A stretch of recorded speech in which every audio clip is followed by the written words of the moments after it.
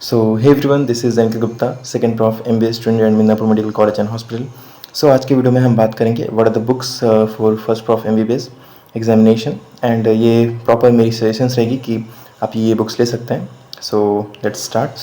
जो types of books होते हैं ना, वो बेसिकली दो टाइप्स के बुक्स होते हैं. एक होते हैं हमारे इंडियन ऑथर बुक्स एंड एक होते हैं हमारे फॉरेन ऑथर्स बुक्स. सबसे पहले जो बुक्स होते हैं इंडियन ऑथर्स, ये लाइक रिलेटिवली ईजी होते हैं और ये एग्जाम्स में भी आप मतलब इसको जो इसके पॉइंट वाइज मैनर में लिखे होते हैं और ये थोड़े इजी भी होते हैं, तो इस वजह से एग्जाम्स में भी बहुत हेल्पफुल होते हैं स्टूडेंट्स के लिए.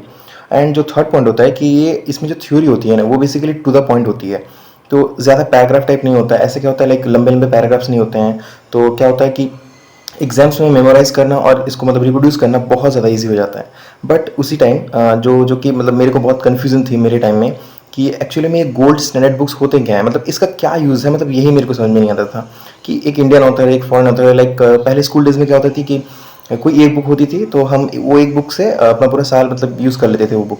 बट अभी क्या है, ये सिग्रीगेट हो जाती है. लाइक जो गोल्ड स्टैंडर्ड होता है ना, वो बेसिकली थोड़े हायर लेवल के, मतलब थोड़ा ज़्यादा उसमें इंफॉर्मेशन होता है किसी भी सब्जेक्ट के रिलेटेड, किसी भी टॉपिक के रिलेटेड. तो वो बुक्स बहुत हेल्पफुल होती हैं अगर आपको कॉन्सेप्चुअली बहुत स्ट्रांग होना है चीज़ों में.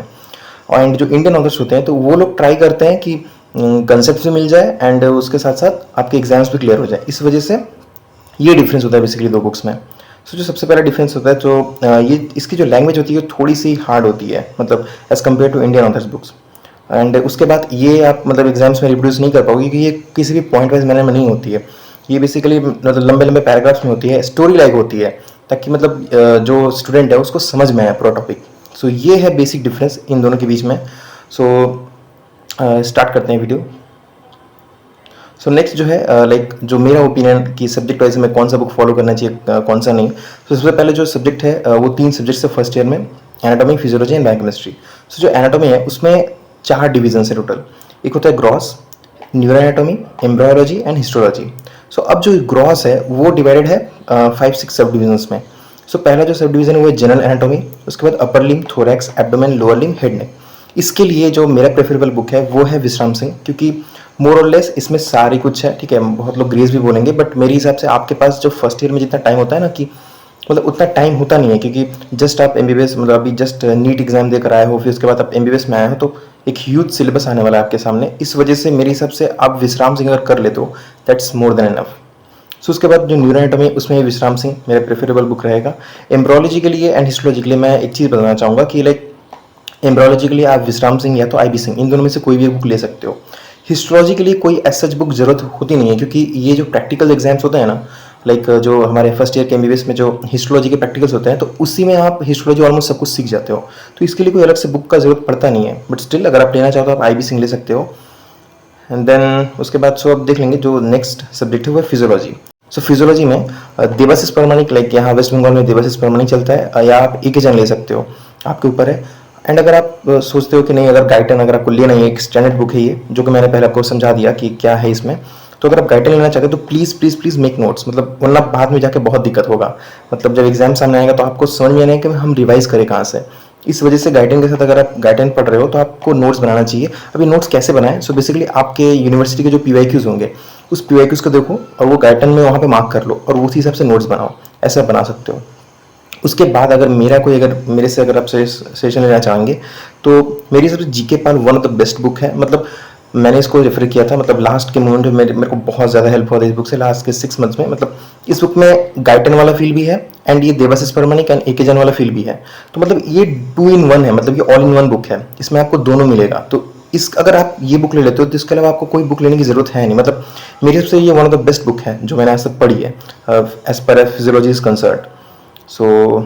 इसके बाद हम जो नेक्स्ट टॉपिक देखेंगे वो है बायोकेमिस्ट्री. बायोकेमिस्ट्री में यहाँ पे चलता है पंकजा नायक या सत्यनारायण या SK गुप्ता. मैंने सुना है कि बहुत अच्छा, मतलब SK गुप्ता मैंने पर्सनली पढ़ा नहीं है, बट SK गुप्ता मैंने सुना है कि बहुत ज़्यादा मतलब ये प्रेफरेबल बुक है, बहुत कंसेप्चुअली बहुत अच्छा बुक है ये. फिर आप पंकजा नायक भी ले सकते हो या सत्यनारायण ले सकते हो. तो मेरे प्रेफरेबल होगा कि पंकजा नायक ले लो. बट अगर आप बोलते हो कि नहीं, अगर मुझे स्टैंडर्ड बुक्स पढ़ने हैं, तो आप लिपिन कौट ले सकते हो. प्लस उसके साथ आप जमोलकर के नोट्स प्लीज़ पढ़ना। ऐसे क्या होगा ना कि लिखन कॉट से आपको कॉन्सेप्ट्स का पता लग जाएगा एंड साथ साथ आपको जमुलकर से आपको ये पता लग जाएगा कि मतलब लिखना क्या है एग्जाम्स में, क्योंकि आप जस्ट अभी आए हो एंड आपको मतलब एग्जाम्स में मतलब रिप्रोड्यूस भी करना पड़ेगा सारे के सारे आंसर्स। सो उसके लिए आपको एक बेसिक बुक की ज़रूरत पड़ेगी। सो इस केसेस में लाइक जमुलकर के नोट्स एंड ये सारी चीज़ बहुत ज़्यादा हेल्पफुल होती हैं। सो अब मूव ऑन करेंगे नेक्स्ट चीज़ पे, लाइक क्या चूज़ करें फिर उसके बाद। सो वही जो मैंने पॉइंट बोली कि you have just entered the MBBS and समय कम है यहाँ पे, लिटरली समय बहुत ज़्यादा कम है। आप फील करोगे धीरे धीरे कि मैं क्या बोलना चाह रहा हूँ।